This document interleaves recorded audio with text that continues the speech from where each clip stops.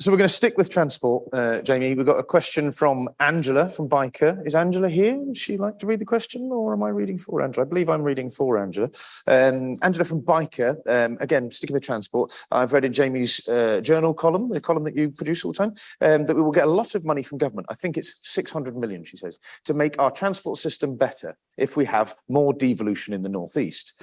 I'd like to know if this is true, and if it is, how Jamie plans to use the money to actually improve the transport here. Angela, if you're watching online, thank you for reading my column. For the benefit of anybody else, every Monday in the journal and in the Chronicle is my weekly column, but that's also on my social media, and we put that out on the Sunday. So it's on Facebook and Twitter, and it's also on my website, JD from there.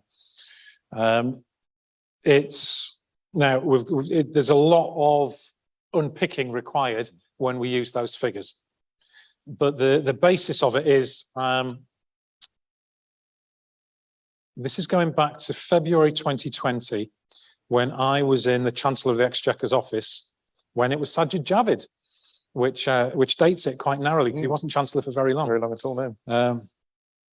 And then I got talking to officials and junior ministers, and I discovered that the government was planning to bring forward something which is now called the City Regional Sustainable Transport Settlement, CRUSTS for short, which was going to allow mayoral combined authorities that had devolved transport to have a slug of money to bring forward new schemes to increase wealth generation and these things, and the Treasury would eventually get the money back because we're investing in transport. Sound idea. They do come up with some good ideas from time to time. But we don't have transport in the north of Tyne because the biggest public transport system in our region is the Tyne and Wear Metro. And there's 36 stations north of the Tyne and 24 south of the Tyne, and some south of the Wear, of course. And so you couldn't have the North of Tyne mayor in charge of the system where the North of Tyne mayor wasn't elected. So they said, well, no, you can't have it. And I said, right, but let's assume I can have it. What would need to happen for me to have that? And they said, well, a change of governance. And there was a lot of back and forward. And like I say, I tend to be political on issues, not vilify personalities, regardless of what I may think of certain politicians, because I have to form good working relationships with people. And they listened to me. I managed to persuade them. And they wrote into the budget on the 11th of March 2020 that the Northeast will get the same access to the same funding that Manchester, Liverpool, Sheffield, London, others were going to get. And we weren't going to miss out. So I was really chuffed that I managed to do that. And spoke to, obviously, already speaking with the leaders north of the Tyne, right, this is available, what are we going to do? And from then, there's been a whole series of conversations. COVID kind of put a big delay in the middle of it. Understandably, getting any decisions out of central government in the middle of lockdowns I understood that was going to distract them. But we are now in a position where it has been confirmed in writing in the Levelling Up white paper that was published earlier this year that we will be eligible for that. And there's a lot of work I do behind the scenes and a lot of negotiating. And I've spoken to Grant Shapps, the Transport Secretary of State, many, many times. Baroness Villa, Charlotte Villa, she's the bus minister. And we got a load of BSIP money, bus services improvement money. And we did a lot better than everywhere else in the country because we put a really good plan in. Andrew Stevenson, the rail minister, and other people who've moved on. Chris Heaton-Harris was a transport minister. And by bringing that team together, it's there. Now, Angela's question, I think, had the figure of 600 million. You've got to be very careful when you listen to central government figures. So that figure, which it's actually slightly more than that, in theory, but that covers County Durham and Gateshead, South Tyneside, Sunderland, Newcastle, North Tyneside, and Northumberland. But it includes some money that we already get. So the actual amount of new money. It's not new. That's not all new money. But there would be hundreds of millions of new money. And it would be for every few years, the government produces something called a comprehensive spending review. And the Treasury sets what's called the budget envelope for that period. And that would be that amount of money, less what we're already getting, till the end of that period. We have negotiated on that. There will be some serious decisions to be made by our local councils quite soon as to whether they want to come on board. I think we've negotiated quite a strong deal. I think there are some other things that I still want to see happen before I will be happy. So yesterday I was talking to the Education Secretary, Nazim Sahawi, because there are things that we need for our schools, I think. So it's not just transport. So in that sense, Angela, yes, it's real, but not that amount of money.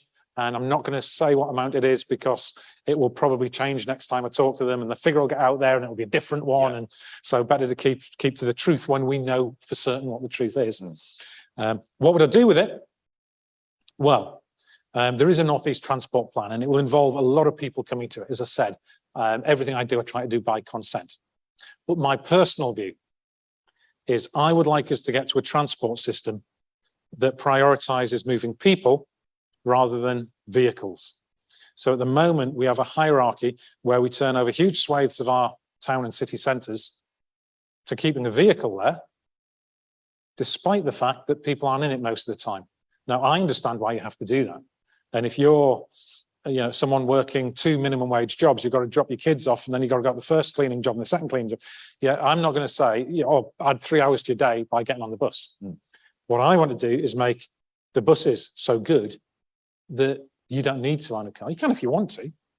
And I would like it to be an electric car. But that involves, by the way, bringing down the cost of electric cars because they ain't cheap. And everything else, yeah. But we need a transport system that's so good that for a lot of people, you don't need to own a car. And a lot of people do at the moment. And they're really expensive. When I did the figures, it was £4,600 a year on average to own and run a car by the time you take in insurance, maintenance, depreciation, fuel. That's gone up. It's over £100 now to fill up the average tank of petrol. And we need to get to the point where you can get it out and you go, boom, there's the app. And it's the same app for everybody. So you don't have one for Stagecoach, one for the Metro, one for this. Yeah. Single app that covers everything. And if you do decide, look, I've got something heavy I want to pick up from the shops, I am going to take my car. You go, beep, right. And there's a sensor on every parking space that we can do. The technology exists. And you can book your parking space before you get there. So you're not driving round and round and round.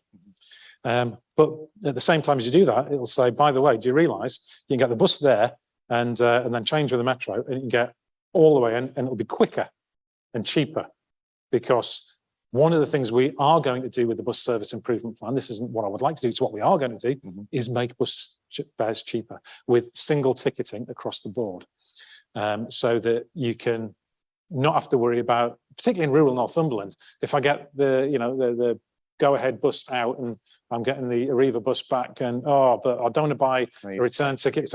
So that single ticketing across the board, integrate that with the Metro is what we need to do, and then get what we call last mile solutions. And at the moment, people in Newcastle they're really expensive and you often trip over them. But we need to get to the point where you can take them and integrate them with public transport, and they're light enough to carry. So if you happen to live 800 metres from a bus stop, and you're not too agile on your legs, there's other ways of getting there, and making sure that there's provision for people with disabilities to get taxis integrated into the system. In the rural areas, there's better park and ride and secure park and ride and much more secure cycle parking. So that one of the reasons people won't take the bike into the town centre is because they don't think it'll be there when they come back. Yeah. And we need the proper lockers that are safe. So if we do all of this, we can get to the point where you've got what we call rock-up transport, where you've matched the convenience of owning a car. It's cheaper, it's healthier because people are moving around, it's better for the environment, and it's better for our economy as well, because we can start to turn over, as demand for car parking falls, we can start to turn over really valuable productive land to something other than car parks. So that's what I would like to do. That's the plan. It's called Mobility as a Service. I do intend to do it if we get this devolution deal, if I'm re-elected as the mayor next time, that is what I will pursue. Fantastic. Great stuff. Thank you. And just a little point there that I know will be in your mind when you're talking about all this, the talk of digitalizing and having your smartphone. Of course, not all users, and a lot of the folks that have issues with public transport It's because they have, they are not digitally inclined and leaving none of those behind. I know you'll have that. So let's have a look. See, yay, my pop card. Hey. So I use the metro, I use the buses, I cycle. So if you don't have a smartphone, my mum won't use a smartphone on principle, but she could use a pop card, or you could use your debit card on and off. So it won't have the full functions, it won't give you the information, but you'll still have the real time on it. You'll still have on your bus, you should still have a place, or will still have a base as the fleet gets renewed over time, where you can put your phone on the back and it will smart charge and wireless charge. But it's not just about cost. There are things we will need to do to make the buses faster and all of public transport. So there is a good example already existing near where I live, near the two Hadricks Mill roundabouts in South Gosforth, where if you're coming up from Killingworth Road, there's an extra lane the buses can go on. And as the bus approaches, there's a transponder on the bus and it changes the traffic lights. Yeah. So it goes to red for the cars, the bus goes round, and then it changes back to green for the cars. It's not penalising being in a car, it's advantaging being in a bus. So that bus will go past with 70 people on it. A lot of the people on their own in the cars, well, they'll wait a bit, but it's still faster for them because there are fewer cars on the road because there's more people on the bus. On the bus, yeah. And the other thing, it has to be safe. Because one of the reasons people won't use public transport is because they don't feel safe, particularly at night. And particularly it depends whereabouts you are in our region, because there are hotspots for antisocial behaviour. And I mean, I'm a strapping 6 foot, I'm a black belt in jiu-jitsu. But there's times I'm aware and thinking what's going on over there. And if I feel like that, God knows what it must like if you... that was a very little throwaway comment there. I don't know, he's a black belt in jiu-jitsu. So, if anyone wants to do a Will Smith, Chris Rock thing and get up here and give you a slap because they don't know what you're saying, I wouldn't. Let's say it's about trying to avoid... Yeah, avoid confrontation. Yeah, absolutely. But it's easier to do from a position of confidence, it really is. But safety for women and girls when travelling late night, safety for people coming back who are working in the late night economy needs to be, it's a massive issue. If people are coming out of a job where they're not paid a lot in hospitality and having to book a taxi home, then it's scarce because often these are quite short shifts of just 4 hours. Yeah, and it negates your last hour of pay. Like 15 quid for a taxi, So we need safer and more comfortable public transport that's easier to understand, that's more reliable and that's faster. And we can do it. And one of the things I've been pitching government about, and it's going to take a while to get there because it's government, is if we look at something like the consequences of obesity on the Northeast transport area, that's in a couple of decades time, that's going to cost us 1.65 billion a year.